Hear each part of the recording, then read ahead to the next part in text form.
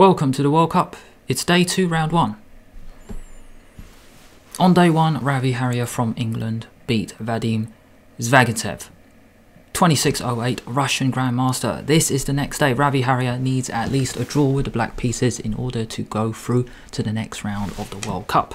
That is the game I'm going to talk about in this video. Zvjaginsev now has white, Haria has black, so he needs at least a draw. Let's see what happens. E4, E6. Both Vadim and Ravi play the French defence. It's always interesting to face the defence you play. E4, E6 and Queen E2. So a very strange move, but we are going to get into a King's Indian attack. Bishop E7, Knight F3, D5, D3, Knight F6. Remember, white has to win, so this strategy is good. You are trying to keep as many pieces on the board as possible. E5, Knight D7 and now H4. Every single middle game option. If you can play H4 to create an interesting middle game, it looks like all these GMs are doing it. H4, you get space and you control the G5 square. C5, G3, Knight C6, Bishop G2 and now B5.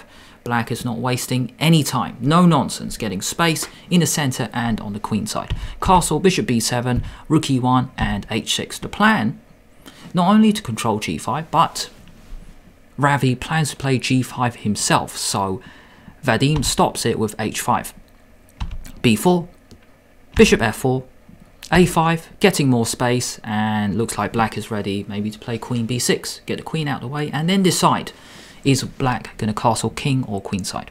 C4, Knight B6. Now here's the first moment I want to talk about, because the engine points out this really cool option, Knight F8. I had no idea what the point of this move was. Was it to go Knight H7 and then Knight G5? No. Because if you play a normal looking move like Knight D2, black now has G5. What a shot. Because after take, you take with a knight. Now the knight's in the game. If you retreat the bishop, you can go D4. Bishop has to come back, take, and the game goes on. Rook G8, Queen C7, castle. So this was a really, really cool option. After C4, Knight B6, Knight D2, and Queen D7. So it's move 14 at the moment. 1 hour 06 for Vadim, 50 minutes for Ravi. Move 14, he hasn't castled yet. Gonna castle king or queen side. Well, after Queen D7, white now makes a huge decision. He takes the pawn in the center because he needs his knight on D2 to be in the game. You can't take with the E pawn, no, because E6 you're just allowing white to come through. So he takes with the knight, now attacks the bishop, but white gets his square, Knight E4. Couple of moves if you get Rook C1 in, putting pressure on that pawn. Black gets rid of the bishop, take. White's pawns are now very fractured. I like black's position. Bishop A6, targeting that pawn. Then he can castle next. Rook D1, defend. And Rook D8, putting even more pressure on that pawn. But now Knight D2. The point is you can't actually take this pawn, even though you're on it 3 ways. Bishop, queen, and the rook. If you play bishop takes d3, well actually let's look at queen d3 first, because that's the worst option. You go queen g4, and black is lost. This queen attacks g7, but white has this really cool retreating move, bishop back to f1. And you're just going to pick up the bishop all of a sudden. If you play bishop takes d3, same thing. You go queen g4, you attack this. If you castle, knight f6 check is there, and that's just so dangerous, knight f6 check. Take, even bishop e4 as well. If you go king f8, knight b3, and this pin is just too dangerous on the d file. So even though Ravi is putting triple pressure on that pawn, at the moment he cannot take it. Take it later. Castle, queen g4, threatening knight f6 check, king gets out the way, knight b3. Couple of knights attacking c5, but queen a7. Queen slides over, and I really like black's position. 30 minutes for white, 24 minutes for black. Knight g3, bishop attacks the knight. Also, white is getting ready to play f5. Knight d4 played. One option is actually just to keep it cool. Go bishop b5, defend your knight, and then go a4. Black chose knight d4. It does hang the pawn on a5, but now bishop b5, attacking the knight. One option is actually after this, you can take, and then take. Now you're still on the a pawn. So this was another way for the game to transition. However, Ravi played bishop b5, forcing the knight back to c4. Not knight to b3, c4, take, and then take. So after this, black now attacks both pawns, and black has a wonderful position. f5, white has to create counterplay. Remember, white has to win this game, or else Vadim is out of the World Cup. Queen takes b2. Bishop e4, aligning this bishop up on the diagonal because white in the future wants this. It's not really about stopping this pawn coming through, no way. White needs to get his queen on the diagonal. Rook e8, a blunder from Ravi. Now, because this is black's idea, white's idea, you can play bishop g5. At the same time, you get your bishop in the game, but you stop the queen coming to g6. If you go f4, now you can take on e5. Really cool sequence coming up. If you take, now you go knight e2 check. The king moves, now knight f4. There is no attack for white. After f4, if take, and you take with the bishop, you can play this really cool move, bishop h4. I mean, you could even just go back, but bishop h4 is so fancy. You can't take because knight f3 check, winning the queen. So that's a really cool line.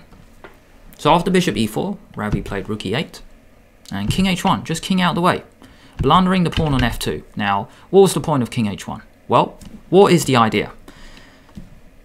If white went through on e6, then take, there's no time for white to play queen g6, because queen f2 check. And after the king moves, knight f5. Black is blocking this diagonal. That's why Vadim went to king h1. But it does chuck the f2 pawn. But he's got to risk it all. He has to win this game. Rook f1. Queen e3. Rook takes d4. He even sacrifices the knight because, do you remember in the previous line, the knight actually went back to f5 to defend. So rook takes d4 played. C takes d4. This is a huge moment. White is 10 minutes. Black has 5 minutes.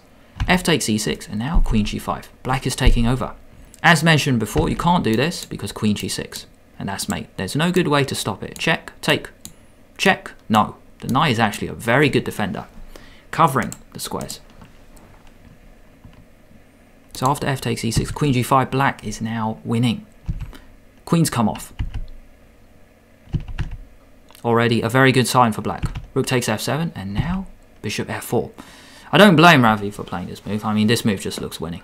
Because after knight f5, it looks like just bishop takes e5. But that's the problem. After this, bishop takes e5, white is now winning. Now, just to show you, another option could be not even to trade the rooks. You go rook g8. And then black has too many assets. He's got too many things working in his favour. This pawn can drop. These two pawns are runners. If you go bishop d5, b3 is a good distraction. I'm just wondering at the moment, what if this? Take, then here. Is this so bad? e6? I mean, this bishop is always here. It looks like the bishop can go back to e7. But knight f5 is there. Also, if this, you just go c5, c6. Oh my gosh. I can't believe white's pawns are quicker. This bishop is actually stopping these two pawns from marching. And also, white's next move is knight f5. So after c6, black can't actually move here. That's the thing. Black cannot actually move. If bishop here, knight f5. And if bishop here, you can even go knight d4. e7. How cruel is that? How tough is chess? Now bishop f4 is played, inviting knight f5, and all of a sudden it is just not clear at all. That is how tough chess is. Chess is just so tough. Bishop takes e5. It even looks like a good move, but white now has knight e7, and the problem is knight g6 check. And this is just so dangerous. You can't take this because take.